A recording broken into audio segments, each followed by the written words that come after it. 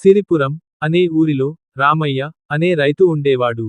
అతను ఎప్పటిలాగానే తన ఇంటి దగ్గర నుంచి నడుచుకుంటూ దారిలో కనబడిన వారితో మాట్లాడుకుంటూ తనకి ఉన్న చిన్నపాటి పొలానికి వెళ్తున్నా. వెళ్ళిన తర్వాత వర్షాలు లేక ఎండిపోతున్న తన పొలం వంక దీనంగా చూస్తూ, అయ్యో, ఈ సంవత్సరం కూడా వర్షాలు పడే అవకాశం కనిపించట్లేదే.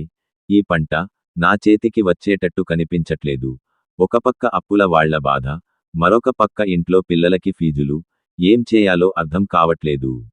అలా అనుకుంటూ తనలో తానే బాధపడుతూ తన ఇంటికి తిరుగు ప్రయాణం అయ్యాడు.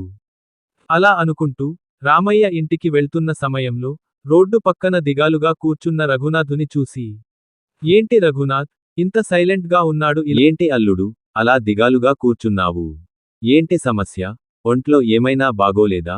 లేకపోతే ఇంకేమైనా సమస్య ఉందా చెప్పు.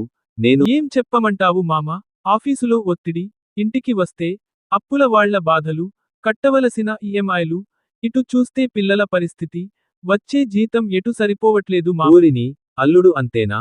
నేను ఇంకా ఏదో తెగ బాధ పడిపోతున్నావు అనుకున్నానే. ఇలాంటివన్నీ మన మధ్యతరగతి జీవితాలకి అలవాటే కదా. బాధపడకు, నీకు మంచి రోజులు వస్తాయిలే అనుకుంటూ ఇద్దరూ చెరొక దారిన వెళ్ళిపోయారు.